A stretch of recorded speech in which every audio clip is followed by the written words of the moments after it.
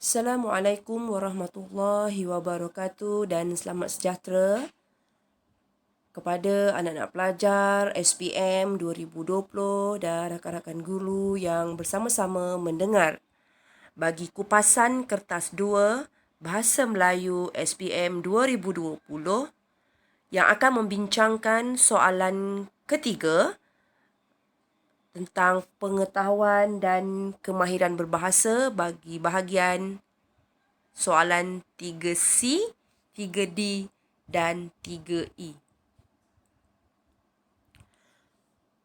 Baiklah, soalan 3C menguji kepada calon-calon SPM tentang kesalahan penggunaan imbuhan dan kesalahan ejaan. Kesalahan penggunaan imbuhan seperti pen, men, ke, akhiran an, imbuhan pinjaman juru, imbuhan apitan pean. Antara aspek kesalahan ejaan, item ataupun soalan yang diuji berdasarkan beberapa ciri dan kriteria. Pertama, dilihat bagi kesalahan ejaan keselarasan vokal. Kesalahan perkataan lencungan.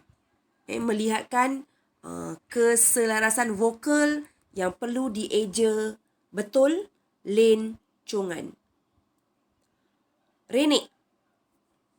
Renek ia membawa maksud pokok-pokok yang renek, pokok yang rendah, pokok yang tidak terlalu tinggi.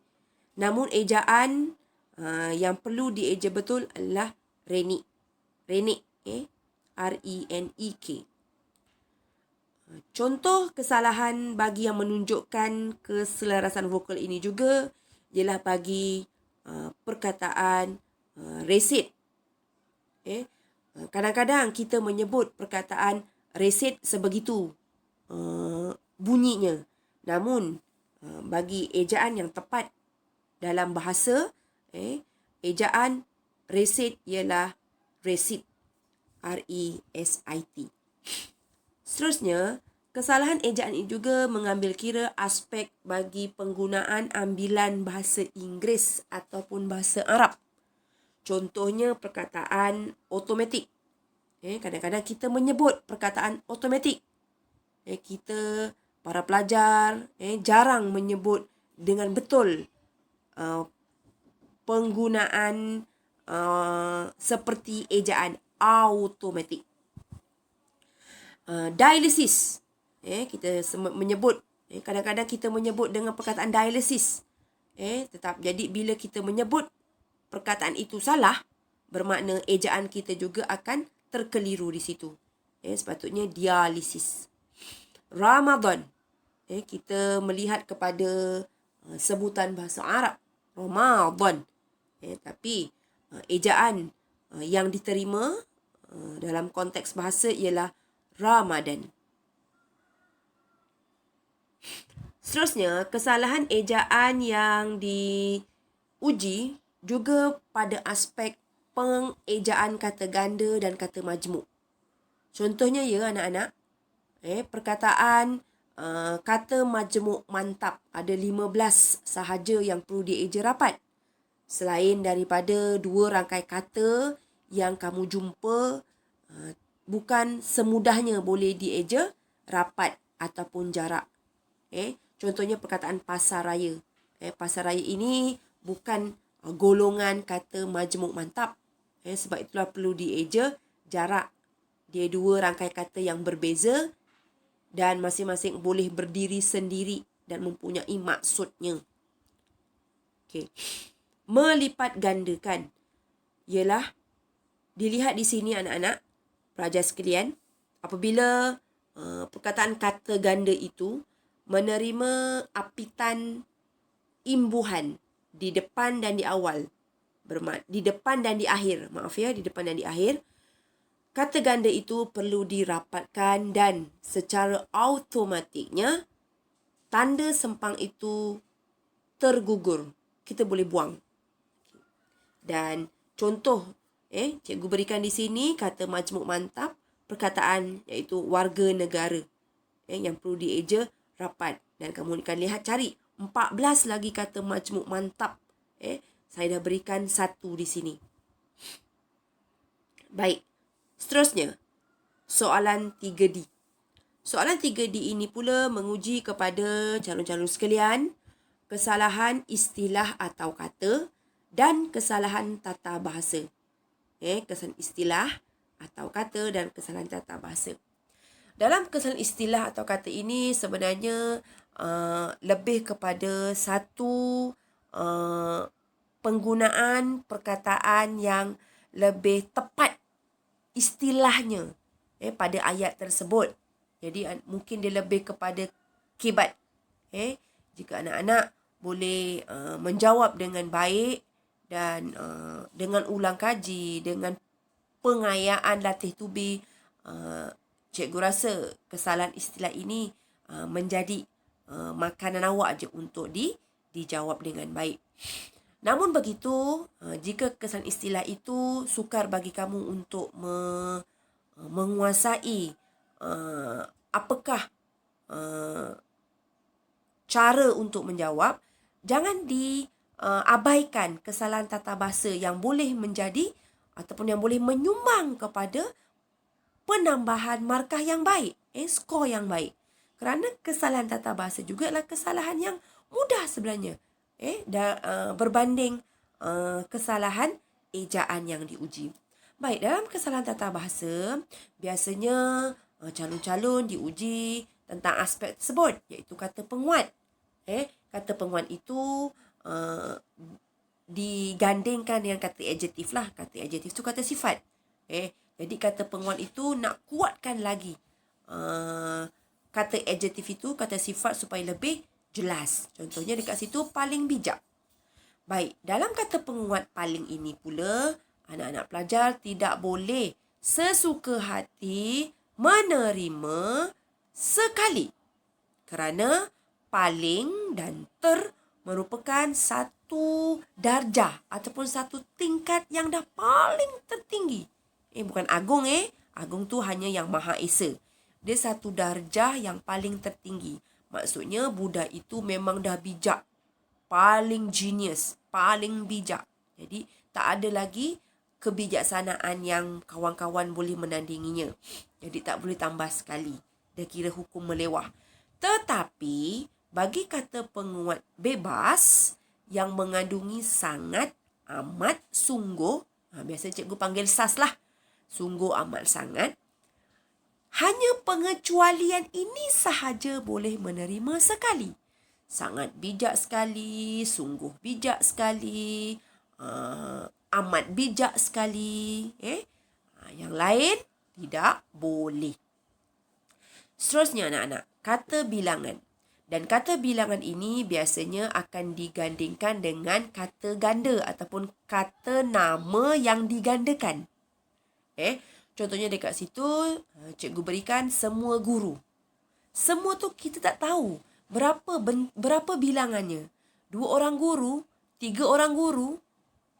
Jadi bila kamu menggunakan, bila perkataan ataupun ayat itu ada perkataan semua, jadi selepasnya tidak boleh ganda lagi. Semua guru-guru, salah. Semua pelajar-pelajar, salah. Jadi kamu kena ambil semua guru ataupun kamu boleh ambil perkataan guru-guru. Kamu tak nak guna semua. Cuma kamu jangan buang guru-guru kamu yang ada. Sayangilah mereka. Untuk mendapat keberkatan ilmu yang dipelajari. Baiklah. Yang ketiga, dalam soalan 3D ini juga begitu suka sangat diuji kepada calon ayat pasif bagi penggunaan kata ganti nama diri. Kamu perlu lihat kata ganti nama diri pertama dan kedua tidak boleh menerima ayat pasif dioleh. Saya berikan. Itu boleh. Tetapi diberikan oleh saya itu salah. Jadi saya berikan. Diberikan oleh ibu. Boleh. Diberikan oleh mereka. Diberikan oleh beliau. Sebab itu kata ganti nama diri ketiga. Yang ketiga, soalan 3D juga biasanya ada aspek menguji kata sendi kepada calon-calon. Bagaimana penggunaan di, kepada, dari, daripada. Dan lain-lain kata sendi yang lain lah. Tapi biasa inilah antara kata sendi yang popular diuji kepada calon-calon. Kata pemberi adalah ada dua saja. Ialah digunakan selepasnya kata nama. Ialah Siti. Nama saya ialah Siti. Diumumkan anugerah bintang popular adalah. Betul ke salah? Salah di situ. Sebab sepatutnya anugerah bintang popular ialah Hakim Rosli. Contoh. Jadi dekat situ kena melihat penggunaan ialah adalah dengan lebih tepat. Kata hubung. Agar, demi, untuk, supaya. Penggunaannya yang lebih relevan pada ayat tersebut. Seterusnya. Okey, ini bentuk soalan yang biasa diuji dalam soalan. Sama ada dalam bentuk point 1, 2, 3 dalam bentuk Roman. Soalan 1 Roman, 2 Roman, 3 Roman. Ini bentuk soalan sama ada soalan 3C ke, 3D ke, boleh seperti ini. Atau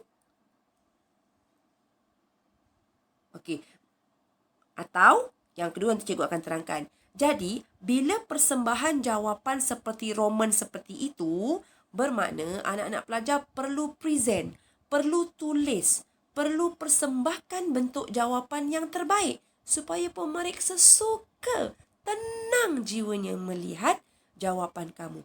Jadi kena tulis macam ni. Soalan nombor 1, bentukkan dalam bentuk jadual ke, tak garis jadual pun tak apa.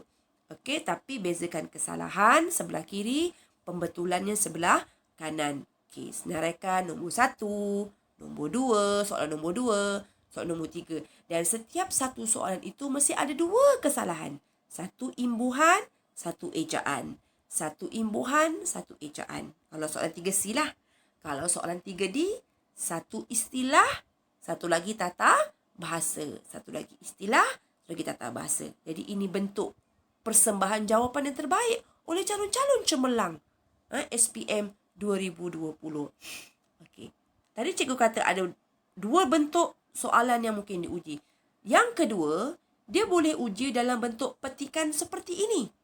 Dia bagi satu ayat pendek. Kamu kena cari 6 kesalahan di sini. 3 kesalahan tata bahasa, 3 kesalahan istilah. Kalau soalan 3D. Kalau soalan 3C pula, kamu kena cari 3 kesalahan ejaan, 3 kesalahan imbuhan.